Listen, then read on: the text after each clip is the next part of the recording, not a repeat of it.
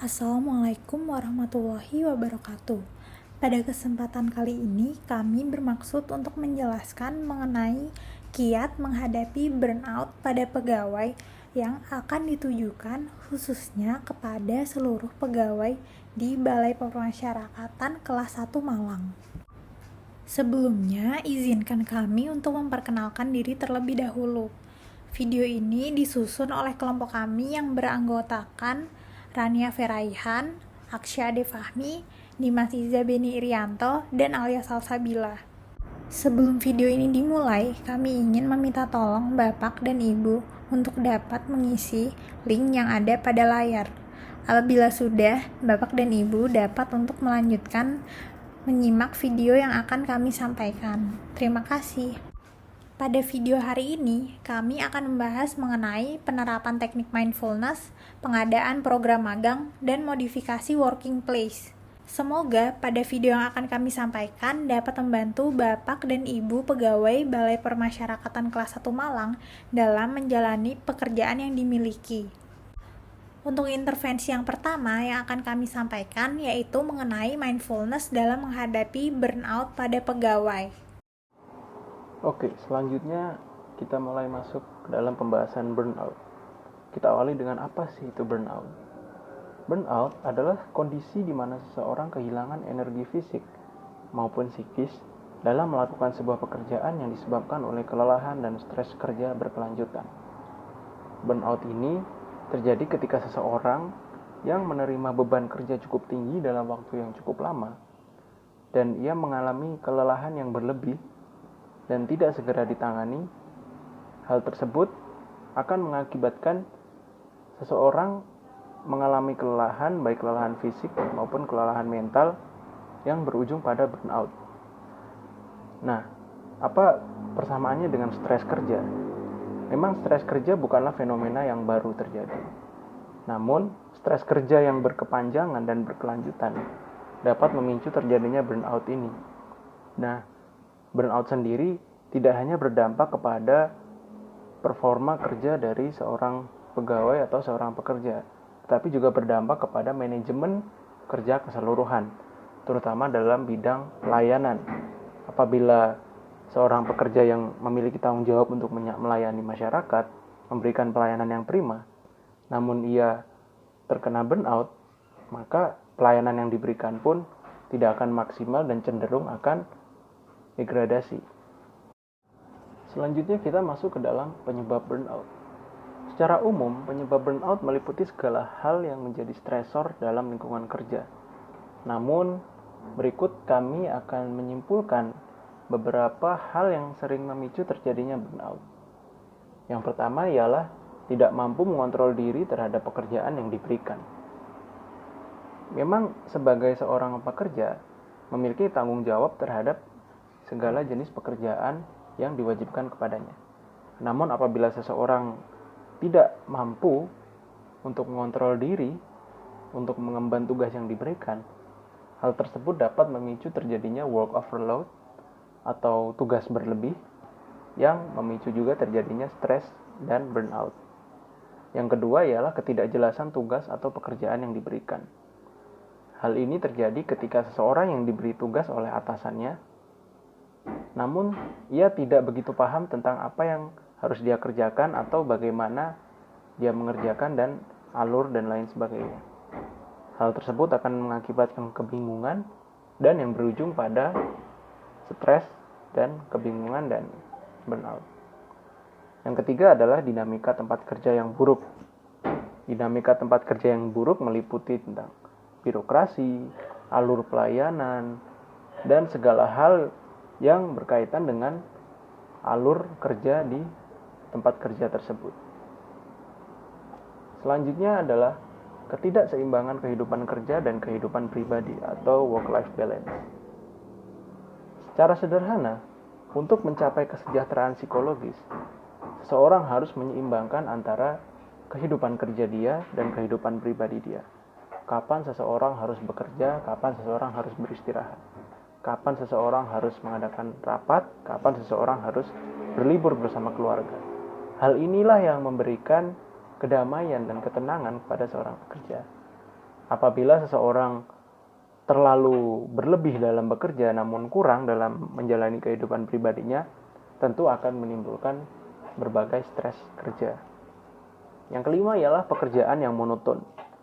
Pekerjaan yang monoton ini meliputi pekerjaan yang ia lakukan secara terus-menerus dan tidak ada variasi. Seperti melakukan pengetikan dalam jumlah yang banyak dan tidak ada variasi-variasi bagaimana cara mengetik dan lain sebagainya. Nah, hal ini memicu juga terjadinya stres yang berakibat pada burnout. Yang keenam ialah tidak adanya dukungan sosial di lingkungan kerja. Dukungan sosial di lingkungan kerja adalah hal yang sangat penting. Karena bagaimanapun kita di lingkungan kerja tidak mengerjakan sesuatu secara sendiri, tapi kita dituntut untuk mengerjakan bersama tim. Nah, dukungan sosial antar tim ini harus dijaga erat. Karena itu berakibat dengan kedamaian dan kenyamanan yang tercipta di lingkungan kerja tersebut. Yang nomor 7 ialah pengaruh relasi kerja yang tidak sehat. Kerja yang tidak sehat itu seperti apa? Kebanyakan relasi kerja yang tidak sehat itu seperti hal yang memicu terjadinya malas bekerja atau membolos dan lain sebagainya. Nah, relasi-relasi yang tidak sehat, efek-efek relasi yang tidak sehat dari rekan kerja ini dapat memicu pula terjadinya burnout kepada seorang individu yang dipengaruh. Nomor 8, yaitu ketidakseimbangan antara beban kerja dengan upah atau timbal balik yang diterima. Hal ini terjadi apabila seseorang dituntut untuk menyelesaikan sebuah tugas tertentu dalam beban yang cukup tinggi, namun ia merasa tidak seimbang antara beban yang ia kerjakan dengan upah atau timbal balik yang diterima. Hal itu pula yang akhirnya memberikan rasa kesal dan berujung kepada stres, ya, yang berujung juga kepada burnout. Selain 8 jenis penyebab burnout yang telah dijelaskan sebelumnya, secara psikologis ada 2 penyebab bagaimana seseorang bisa terkena burnout atau mengalami burnout. Faktor psikologis pertama ialah gender. Karena laki-laki dan perempuan memiliki tingkat resistensi terhadap stres yang berbeda. Tingkat burnout pada laki-laki tentu berbeda dengan perempuan. Hal itulah yang mengakibatkan gender sangat mempengaruhi bagaimana seseorang bisa mengalami burnout atau tidak. Selanjutnya ialah usia. Tentu saja usia berkaitan dengan kematangan emosional. Seperti yang dijelaskan oleh Harvey Gerst, ada 3 level kematangan emosional pada usia dewasa, yaitu ialah usia dewasa awal atau 18-35 tahun, usia dewasa madya atau tengah sekitar 35 hingga 45 tahun, dan usia dewasa akhir atau sekitar usia 46 hingga 60 tahun. Di tiap-tiap level usia ini, tentu kematangan emosional seseorang mengalami perbedaan dan diferensiasi. Nah, burnout sering terjadi kepada pekerja-pekerja atau karyawan-karyawan yang berada di level usia yang cukup muda atau sekitar 20 hingga 30 tahun, di mana kondisi ini merupakan transisi dari kehidupan mereka semasa pendidikan atau sekolah ke kehidupan kerja, sehingga mengakibatkan terjadinya kekagetan dalam diri mereka ketika dihadapkan dengan dinamika dunia kerja. Baik, berdasarkan pemaparan teman saya sebelumnya, dapat disimpulkan bahwa kehadiran burnout yang dialami oleh pegawai dapat berdampak buruk, terutama pada produktivitas serta kualitas kepuasan kerja karyawan. Dalam menanggulangi fenomena tersebut, di sini kami akan memberikan salah satu penerapan sederhana yang berpotensi mengurangi burnout karyawan, yakni mindfulness. Istilah tersebut memang masih terdengar asing di kalangan umum, terutama pada setting bekerja. Namun, secara tidak sadar, kita sering menjumpai penerapan metode ini di sekitar kita. Contohnya yakni meditasi. Seperti yang kita ketahui, kegiatan meditasi merupakan salah satu bentuk penerapan mindfulness yang dapat mengurangi munculnya stres pada individu. Sebenarnya apa sih yang disebut sebagai mindfulness itu? Dan apa manfaat serta bagaimana menerapkan mindfulness di setting kantor seperti di saat masa pandemi ini? Jika dialihkan ke dalam bahasa Indonesia, mindfulness memiliki arti kesadaran penuh terhadap diri sendiri. Secara harfiah, mindfulness merupakan kondisi di mana manusia memiliki kesadaran penuh terhadap diri sendiri atau aware pada masa kini tanpa memikirkan apa yang telah terjadi di masa lampau maupun kekhawatiran yang mungkin terjadi di masa depan. Kondisi mindful menciptakan kondisi tanpa adanya penilaian negatif terhadap segala hal yang sedang dialami atau hal yang akan terjadi. Oleh karenanya, penerapan mindfulness menghasilkan dampak yang positif dan berkontribusi langsung kepada kesejahteraan psikologis atau well-being dan kebahagiaan para pekerja. Jika seseorang sedang berada pada kondisi mindful, setiap tekanan yang bersumber baik dari eksternal maupun internal dapat diterima dengan memberikan kesan yang positif dan memiliki pandangan bahwa saya fokus terhadap apa yang terjadi saat ini sehingga terima dan sadar terhadap apapun yang akan terjadi ke depannya.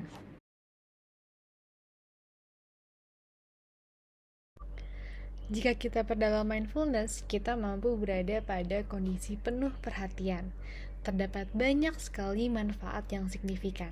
Berikut kita akan ulas satu persatu ya. Yang pertama adalah mengurangi kemungkinan merasakan depresi dan kecemasan yang berlebih. Stres berlebihan tentu tidak baik untuk kesehatan tubuh, baik secara fisik maupun mental. Untuk mengurangi dan mengendalikan stres dengan baik, Anda bisa mencoba teknik mindfulness. Fokus terhadap diri sendiri dapat mengalihkan perhatian Anda, dan dalam kondisi mindful justru mendorong Anda untuk lebih fokus pada stres yang dirasakan dan membuka pikiran Anda untuk menghadapi stres dengan cara yang positif. Contohnya nih, dalam kondisi setting bekerja, Anda menyadari kalau Anda sedang berada pada kondisi burnout yang berperan sebagai stres negatif. Jika Anda berada pada kondisi mindful, Anda dapat berpikir jernih dan menemukan jalan keluar dalam menghadapi burnout secara mandiri. Nah, jika dilakukan secara benar dan rutin, meditasi mindfulness bahkan mencegah dan meringankan gejala gangguan mental, seperti depresi dan gangguan cemas. Yang kedua adalah meningkatkan kepuasan menjalin hubungan dan interaksi dengan orang lain. Mempraktikkan mindfulness membuat individu tidak terjebak dalam kekhawatiran tentang masa depan atau penyesalan di masa lalu. Mereka juga tidak dihantui dengan kekhawatiran tentang kesuksesan dan harga diri. Pikiran akan sepenuhnya juga hadir untuk orang-orang terdekat, terutama dengan rekan kerja. Sehingga saat orang dalam kondisi mindful, mereka dapat menciptakan hubungan yang lebih berkualitas dan bersifat harmonis dengan orang lain. Yang ketiga adalah meningkatkan memori, fokus, dan meningkatkan ketahanan mental. Individu akan fokus dan menikmati setiap momen yang sedang terjadi secara penuh sadaran. Ia juga fokus pada hal-hal atau aktivitas yang sedang dilakukan, sehingga membuat lebih mudah untuk menikmati momen tersebut. Terlebih lagi, individu juga akan lebih mudah berkonsentrasi dalam menghadapi permasalahan diri. Selain itu, mindfulness juga membantu meningkatkan kreativitas, meningkatkan antusiasme dalam bekerja, dan meningkatkan memori fungsi kognitif individu.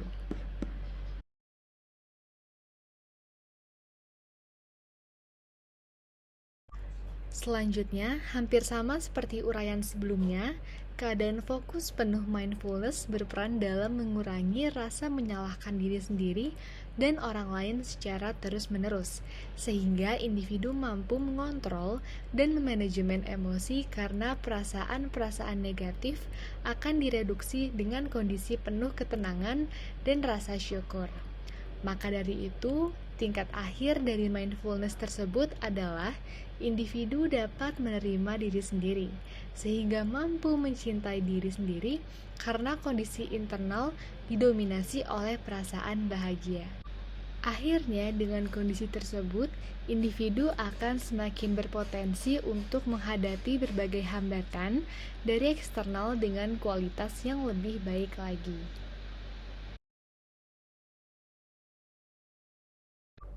Nah, pertanyaan selanjutnya adalah bagaimana sih cara menerapkan mindfulness ini, terutama di setting bekerja? Berikut akan dibahas beberapa teknik-teknik sederhana yang dapat diterapkan. Teknik pertama adalah teknik bernapas. Teknik ini merupakan langkah awal menuju kondisi penuh mindfulness. Dengan pengaturan pernafasan yang lembut dan berirama, mampu membuat oksigen yang mengalir ke otak menjadi lancar sehingga mampu meredakan stres. Langkah-langkah teknik pernapasan yang mindful meliputi: yang pertama, penetapan. Duduklah di kursi dengan posisi senyaman Anda. Pastikan punggung menyentuh sandaran kursi dan tidak kaku. Tempatkan kedua kaki Anda secara sejajar di lantai dan tidak menyilang. Tutup mata Anda sehingga tidak teralihkan dengan stimulus lain. Arahkan perhatian Anda pada sensasi rasa saat Anda duduk, baik tekanan yang dirasakan atau kontak kaki Anda saat menyentuh lantai. Yang kedua adalah fokus kepada sensasi bernapas. Alihkan perhatian Anda ke proses pernapasan. Perhatikan pola pernapasan Anda. Apakah terlalu dalam atau terlalu pendek? Perhatikan bagaimana udara mengalir dengan lembut dan masuk melalui hidung. Rasakan saat udara memenuhi paru-paru Anda dan keluar melalui mulut. Sebisa mungkin, Anda dapat mengamati sensasi fisik yang berubah selama Anda menarik dan menghelakannya. Lakukan secara terus-menerus sampai Anda merasa tenang dan ritme pernapasan Anda sudah teratur. Ritme yang dilakukan bisa berupa teknik Foursquare seperti pada tampilan slide berikut ini, yakni menarik napas 4 detik, menahan 4 detik, menghelakan 4 detik, menarik napas kembali 4 detik, dan seterusnya sampai Anda merasa sangat tenang. Selanjutnya adalah menangkal distraksi. Perlu diperhatikan bahwa kondisi tidak kondusif sangatlah normal dan bukan sebuah kegagalan dari proses bernapas secara mindful. Saat pikiran mulai mengembara ke perihal lain, segera fokuskan kembali kondisi Anda pada sensasi yang terjadi saat bernapas, seperti proses perut yang mengembang dan mengempis, dinginnya telapak kaki yang menyentuh ubin, atau mengidentifikasi aroma yang Anda hirup. Yang terakhir adalah penutup. Ketika Anda telah merasa siap untuk mengembalikan perhatian kembali ke situasi bekerja Anda, bukalah mata Anda dan amati sekitar. Rasakan bahwa sudah terdapat kondisi positif dalam diri Anda yang mempengaruhi kondisi eksternal. Jika sudah merasa membaik, Anda dapat melanjutkan pekerjaan Anda kembali.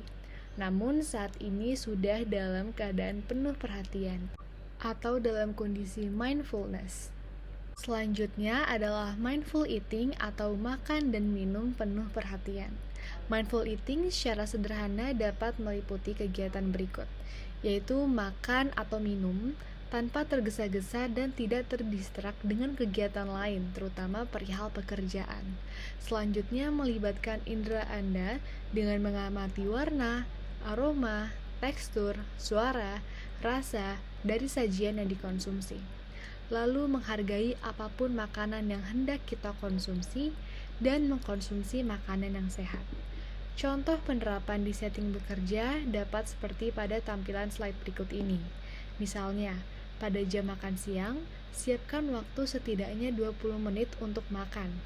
Usahakan Anda makan pada lingkungan yang kondusif dan minim stimulus yang mudah mendistrak perhatian Anda. Perhatikan makanan yang Anda nikmati. Hal yang diamati dapat berupa seperti bentuk dan warnanya, bagaimana teksturnya, seperti apa aromanya, dan fokus terhadap apakah makanan tersebut dapat mempengaruhi kebahagiaan Anda. Selanjutnya, secara tenang dan perlahan, konsumsi makanan atau minuman Anda. Kunyah dengan perlahan tanpa tergesa-gesa. Nikmati setiap pengalaman rasa yang teridentifikasi pada lidah Anda. Rasakan proses di saat makanan hendak ditelan. Ulangi terus langkah sistematis tersebut hingga Anda menyadari bahwa Anda sudah puas mengkonsumsi makanan tersebut. Nah, berikut ini beberapa makanan yang berdasarkan penelitian dapat berperan meningkatkan kesejahteraan psikologis. Yang pertama, pada gambar tersebut merupakan ilustrasi kacang kenari, tetapi bisa kacang-kacangan lain. Kacang-kacangan itu kaya akan kandungan omega 3, asam lemak, dan protein yang dinilai tinggi. Hal ini dibuktikan secara empiris pada sebuah studi, yakni kacang-kacangan mampu menurunkan tingkat depresi pada individu. Yang kedua, gambar selanjutnya adalah pisang yang memiliki zat triptofan. Zat ini dapat diubah menjadi hormon serotonin, yakni hormon perasaan baik. Selanjutnya ada ikan salmon yang kaya akan vitamin D dan omega 3 yang mampu mengurangi level depresi. Asam lemak tak jenuh yang dimiliki juga mampu menurunkan resiko psikosis, penurunan kognitif, dan agresi impulsif. Selanjutnya ada ubi jalar atau ubi manis yang kaya akan kandungan vitamin B6, sehingga mampu membantu mengaktifkan serotonin, yakni hormon yang mampu memberikan perasaan baik pada individu. Nah, selanjutnya ada minuman, yakni teh hijau. Jika Anda sering mengkonsumsi teh hijau, kadar hormon stres kortisol dapat reduksi. Antioksidan yang terkandung juga membuat Anda lebih tenang dan meningkatkan daya ingat serta kefokusan dalam diri. Yang terakhir adalah sayur mayur, terutama yang paling mudah dijumpai adalah bayam dan kubis. Nah, sayur-sayuran ini memiliki zat folic acid yang terbukti mampu mengurangi tingkat depresi yang dimiliki oleh individu. Teknik yang ketiga adalah menyadari setiap pengalaman.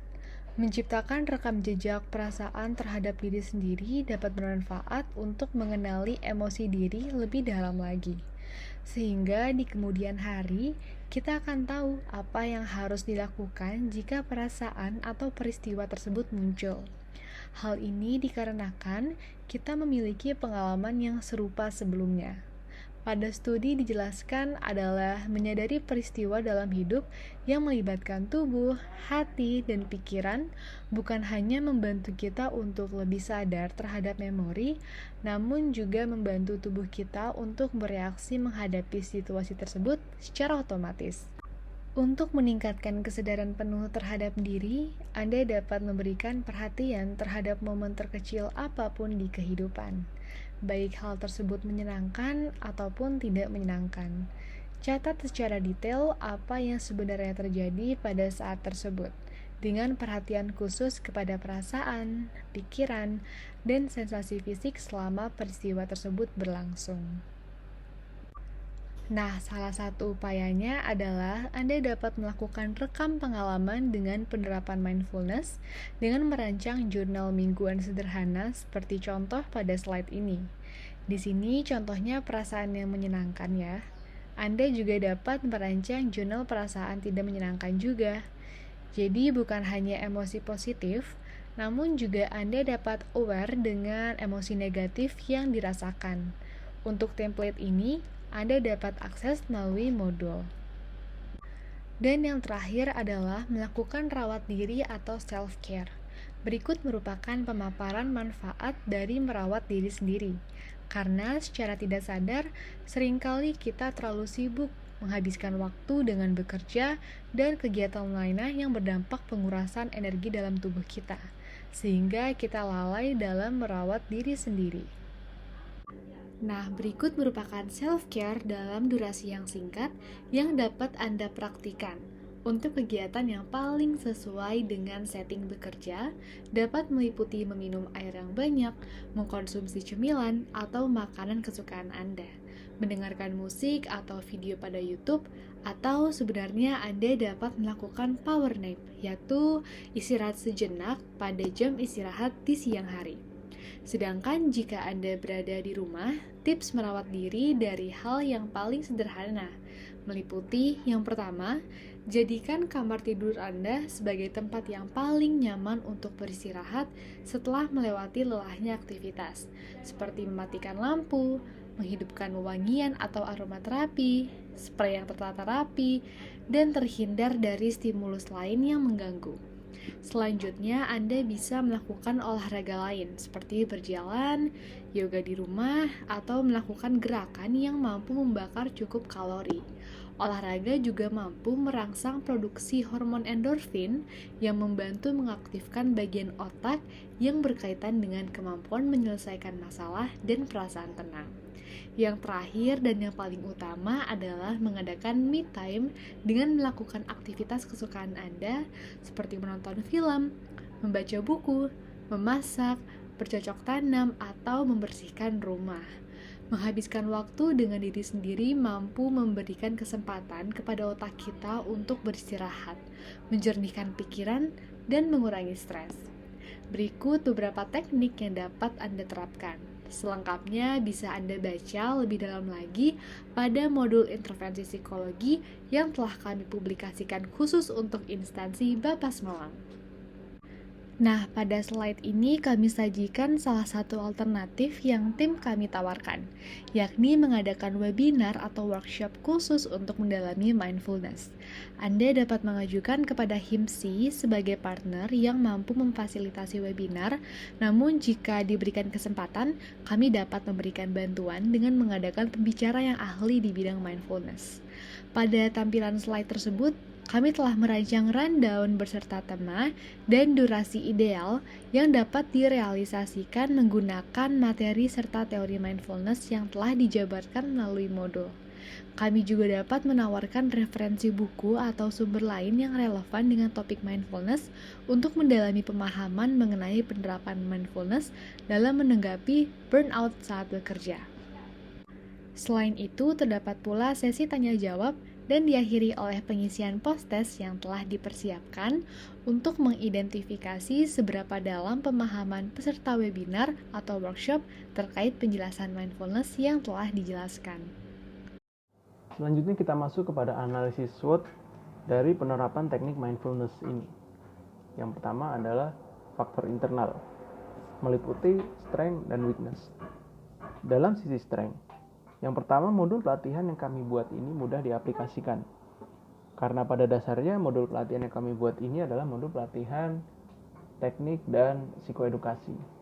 Sehingga bisa diaplikasikan oleh seluruh ilmuwan psikologi atau orang yang memiliki latar belakang pendidikan psikologi. Yang kedua, tidak memerlukan anggaran banyak. Karena bentuknya psikoedukasi, tidak memerlukan properti ataupun intervensi-intervensi khusus. Jadi, tidak memerlukan anggaran yang sangat banyak. Yang ketiga ialah webinar dapat dilakukan berulang kali. Karena bentuknya psikoedukasi dan dikemas dalam webinar, maka intervensi ini bisa dilakukan lebih dari satu kali atau secara berkala. Dan yang keempat, diimplementasikan oleh psikolog resmi dari HIMSI. Seperti yang kita tahu, lembaga-lembaga di bawah kementerian seperti Bapas tentu saja memiliki psikolog yang bertanggung jawab dalam pengelolaan sumber daya manusia di dalam lembaga tersebut. Selanjutnya kita memiliki dua kekurangan atau weakness. Yang pertama, tidak adanya pengawasan langsung dari tim pembuat desain intervensi. Karena desain ini kami serahkan sepenuhnya secara implementasi kepada perwakilan yang ada di Bapas, maka kami tidak bisa secara langsung mengawasi bagaimana intervensi aplikatifnya terjadi. Yang kedua ialah tidak adanya intervensi berkelanjutan atau lebih intensif, karena bentuknya hanya psikoedukasi dan tidak ada intervensi-intervensi yang lebih intensif kepada subjek intervensi yang membutuhkan. Selanjutnya ialah faktor eksternal dari analisis SWOT ini, yaitu ada opportunity dan threats. Di opportunity yang pertama, kami memiliki potensi pengembangan modul desain intervensi menjadi intervensi yang lebih konkret. Karena bentuknya modul yang bisa dikembangkan menjadi intervensi yang jauh lebih matang lagi. Seperti bagaimana mindfulness yang lebih intensif. Yang ketiga ialah meningkatkan pemahaman mindfulness pada seluruh pegawai Bapas kelas 1 Malang. Karena dalam psikoedukasi sendiri tujuannya ialah meningkatkan pemahaman tentang psikoedukasi, tentang mindfulness, dan bagaimana cara mengatasi burnout. Dan yang ketiga ya, tren intervensi berupa webinar yang sedang naik daun. Seperti yang kita ketahui, saat ini webinar juga banyak dilakukan oleh instansi-instansi lain, tidak hanya yang berada di lingkungan kementerian atau pemerintahan, namun juga di lingkungan swasta. Selanjutnya dari sisi threats, yang pertama ialah pemahaman iptek subjek intervensi. Karena kami menyadari tidak semua orang atau tidak semua pegawai memiliki pemahaman iptek yang mumpuni. Nomor 2 ialah kebijakan Bapas dan birokrasi Kementerian Hukum dan HAM. Terkadang dalam pelaksanaan intervensi terdapat banyak dinamika-dinamika yang menjadi ancaman. Salah satunya ialah peraturan atau kebijakan dari instansi itu tersebut. Dan yang terakhir ialah subjek intervensi yang tersebar di beberapa wilayah kerja. Karena Bapas kelas 1 Kota Malang ini memiliki wilayah kerja yang cukup luas, meliputi beberapa kantor-kantor lapas yang tersebar di wilayah Malang Raya hingga Pasuruan, maka kami menyadari adanya ancaman bahwa intervensi psikoedukasi ini tidak bisa atau sulit untuk dilakukan kepada keseluruhannya dalam satu waktu. Untuk selanjutnya, metode intervensi yang kami rekomendasikan bagi pihak Bapas kelas 1 Malang adalah dengan pengadaan program magang. Bapas kelas 1 Malang merupakan sebuah instansi yang bergerak di bidang pelayanan masyarakat. Sebagai instansi yang bergerak di bidang pelayanan masyarakat, para pekerja rentan untuk mengalami burnout. Tuntutan kerja yang semakin tinggi menyebabkan perusahaan akan cenderung mempekerjakan pegawai yang dapat dengan cepat memahami pekerjaan dalam waktu yang singkat, dibanding melakukan perekrutan pegawai karena membutuhkan biaya yang lebih besar dan waktu yang lama. Program-program yang dapat dilakukan bagi perusahaan salah satunya melalui kegiatan apprenticeship, internship, duta, dan brand ambassador. Kehadiran tenaga kerja tambahan dapat memberikan berbagai manfaat bagi pihak Bapas kelas 1 Malang. Salah satunya yaitu untuk mendapatkan bantuan tenaga kerja serta ide baru dalam proses pengembangan Bapas kelas 1 Malang. Sekarang kita akan bahas perbedaan apprenticeship, internship, duta, dan brand ambassador. Apprenticeship merupakan program training yang dilakukan untuk dapat menerapkan suatu kurikulum. Jadi setiap penugasan dan pelatihan dibuat secara terstruktur untuk proses pengembangan skill spesifik dalam posisi atau bidang tertentu bagi pegawai. Sedangkan internship merupakan sebuah pengalaman bekerja yang ditujukan kepada mahasiswa dan dapat berlangsung secara singkat atau temporer, dan biasanya dilaksanakan selama beberapa bulan dan lebih berfokus untuk memberikan edukasi dibandingkan training. Sedangkan untuk duta dan brand ambassador memiliki tujuan untuk mempromosikan suatu perusahaan atau pekerjaan. Duta dan brand ambassador dapat bermanfaat untuk mendukung citra dan persepsi sebuah perusahaan, sehingga akan banyak calon pegawai yang berminat untuk mendaftarkan diri dalam bekerja pada perusahaan tersebut. Berikut merupakan analisis SWOT bentuk intervensi program magang yang kami rekomendasikan bagi pihak Bapas kelas 1 Malang. Faktor internal dibagi menjadi dua, yaitu strength dan weakness. Strength atau kekuatan yang pertama dari kegiatan magang, yaitu kegiatan magang dapat menghemat biaya jika dibandingkan dengan merekrut pegawai untuk jangka panjang. Yang kedua, dapat memberikan manfaat bagi mahasiswa dalam pengembangan karirnya. Yang ketiga, terdapat peningkatan produktivitas bagi perusahaan karena terdapat penambahan jumlah tenaga kerja yang nantinya dapat membantu pegawai untuk mengurangi beban kerja yang ada. Untuk weakness atau kelemahan, yang pertama, waktu yang dibutuhkan cukup lama untuk membantu mengatasi permasalahan yang terjadi. Yang kedua, perencanaan program harus dilakukan secara matang agar dapat berjalan secara efektif. Yang ketiga, membutuhkan pegawai sebagai pembimbing bagi mahasiswa untuk memberikan pengajaran apabila terjadi persoalan yang kompleks. Selanjutnya, analisis SWOT faktor eksternal. Dibagi menjadi dua, yaitu opportunity atau peluang dan threats atau ancaman. Untuk opportunity, yang pertama untuk mendapatkan bantuan berupa tenaga dan ide dari mahasiswa magang. sehingga dapat memberikan sudut pandang baru yang diharapkan dapat membantu Bapas kelas 1 Malang. Yang kedua, dapat memberikan peluang bagi pihak Bapas kelas 1 Malang untuk dapat bekerja sama dengan universitas atau instansi lainnya yang terkait. Yang ketiga, dapat menjaring mahasiswa yang berbakat untuk terlibat dalam pelaksanaan kerja. Yang keempat, membuka program magang dapat menjadi metode branding dan sosialisasi. Jika dalam pelaksanaannya terdapat lingkungan kerja menyenangkan bagi mahasiswa magang, maka reputasi baik ini akan tersebar dan akhirnya dapat meningkatkan minat bagi mahasiswa lainnya untuk bergabung. Untuk threats atau ancaman, apabila terdapat mahasiswa magang yang tidak memiliki komitmen tinggi, maka program tidak akan berjalan secara efektif. Yang kedua, mahasiswa biasanya hanya melakukan kegiatan magang pada bulan-bulan tertentu saja. Yang ketiga, program magang telah berakhir dapat menyebabkan kemungkinan penurunan motivasi dalam bekerja bagi pegawai. Berikut merupakan kisaran anggaran per hari yang dikeluarkan dalam pelaksanaan program magang. Untuk kebutuhan transportasi sebesar 25.000 dan makan untuk satu kali sebesar 25.000, sehingga totalnya 50.000. Untuk biaya anggaran bersifat fleksibel, sehingga dapat disesuaikan dengan biaya yang ada dan dapat disesuaikan dengan jumlah tenaga kerja magang yang mengikuti program. Tahap pelaksanaan program magang. Dalam pelaksanaan kegiatan, penting untuk memiliki rencana yang matang, dan sebelumnya disarankan untuk dapat membuat timeline kegiatan agar kegiatan dapat berjalan secara lebih struktur.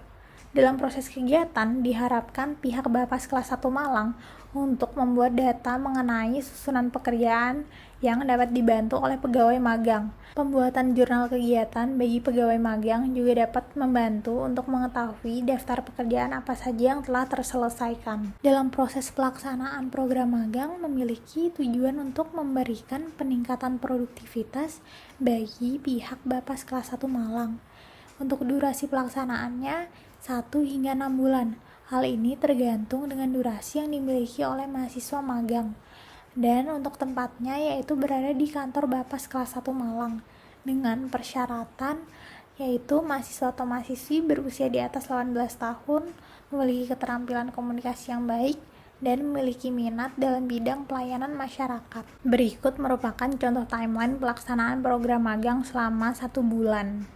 Untuk timeline pelaksanaan program dapat disesuaikan dengan kesepakatan yang dimiliki oleh pihak Bapas kelas 1 Malang dan mahasiswa magang.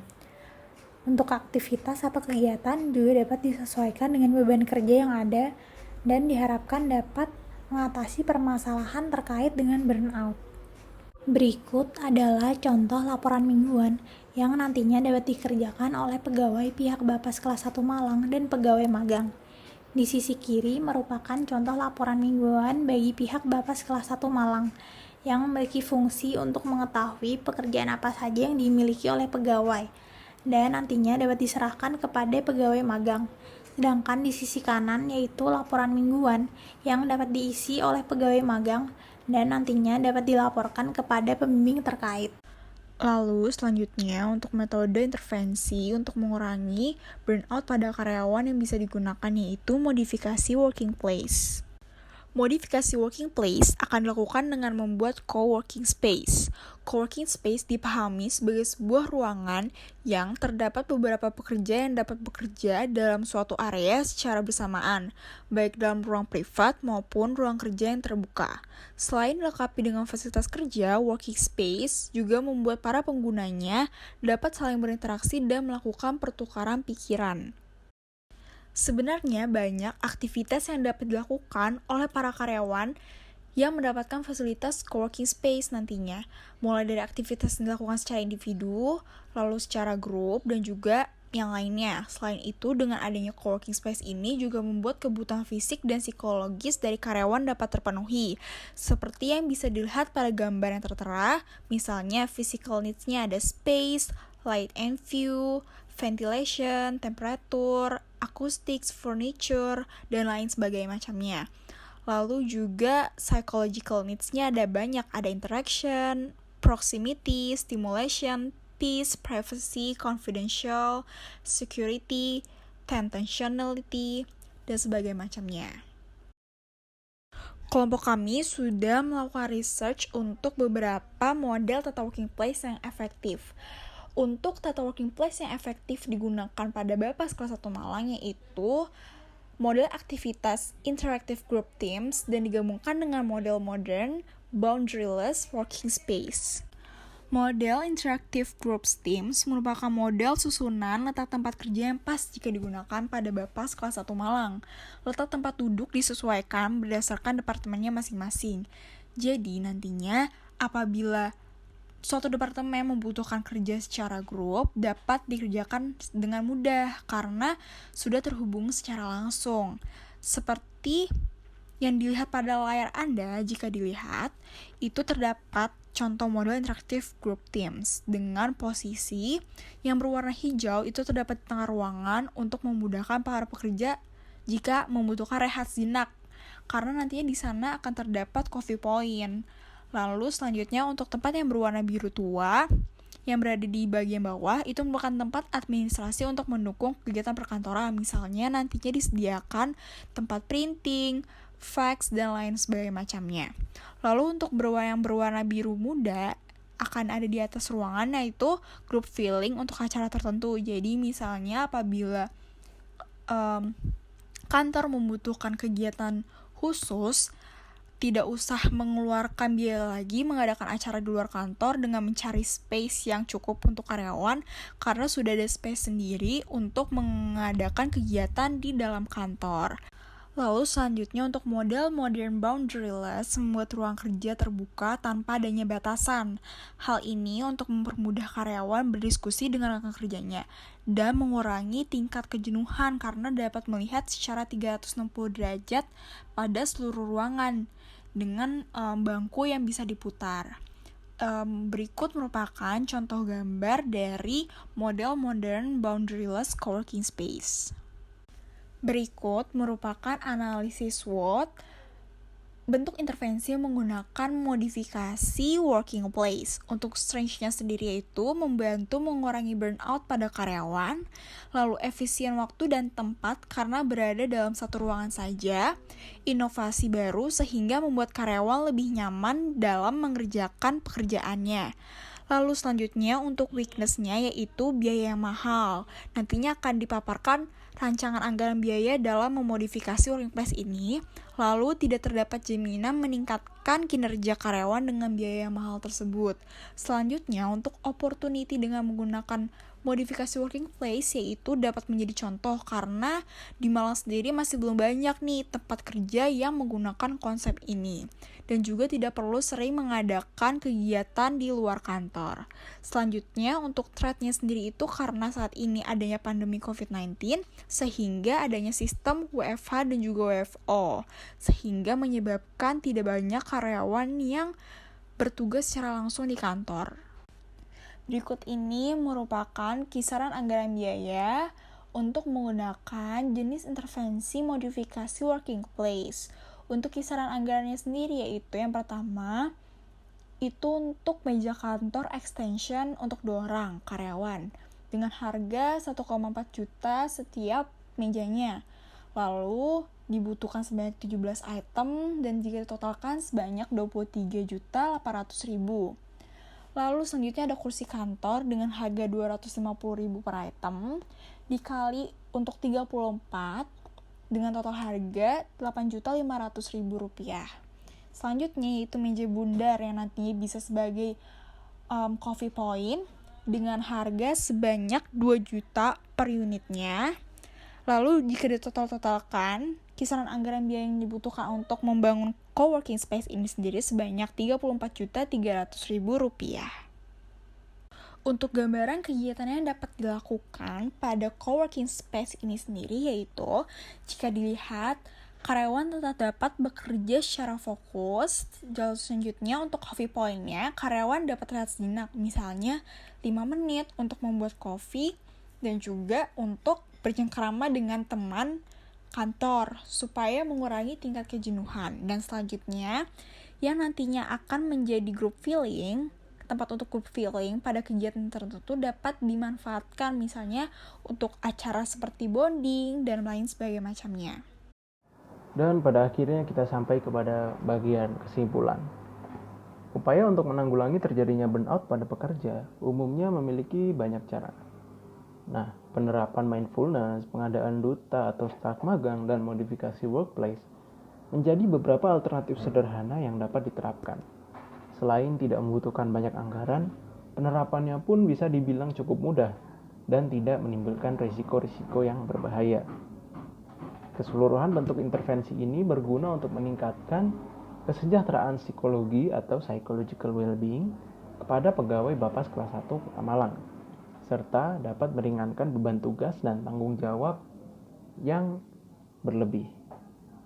Dengan meningkatkan kesejahteraan psikologis pegawai, diharapkan pegawai yang bersangkutan akan mampu mengerjakan segala bentuk penugasan dan tanggung jawab serta memberikan pelayanan prima kepada klien Bapas kelas 1 Malang. Rekomendasi yang dapat kami berikan berdasarkan beberapa jenis intervensi yang sudah disampaikan sebelumnya, yaitu berdasarkan rancangan modul dengan berbagai macam pilihan yang dapat diterapkan oleh Bapas kelas 1 Malang untuk mengurangi burnout karyawan. Terdapat beberapa hal yang dapat menjadi pertimbangan untuk menentukan metode yang tepat. Yang pertama, pihak Bapas kelas 1 Malang dapat menerapkan bentuk intervensi yang diberikan dengan mempertimbangkan strength, weakness, opportunity, dan threat yang ada sesuai dengan kondisi saat ini. Lalu, pada kisaran anggaran biaya dapat disesuaikan kembali dengan kondisi keuangan yang ada atau dengan melihat kondisi lapangan pada saat ini. Selanjutnya, berdasarkan bentuk-bentuk intervensi yang diberikan, pihak Bapas kelas 1 Malang dapat memodifikasi bentuk intervensi sesuai dengan keadaan atau kebutuhan. Sebelum video ini berakhir, kami ingin meminta tolong kepada Bapak Ibu untuk dapat mengisi link yang ada pada layar. Terima kasih telah menyimak video yang kami sajikan. Semoga video ini dapat memberikan manfaat bagi Bapak Ibu pihak Bapas kelas 1 Malang. Terima kasih.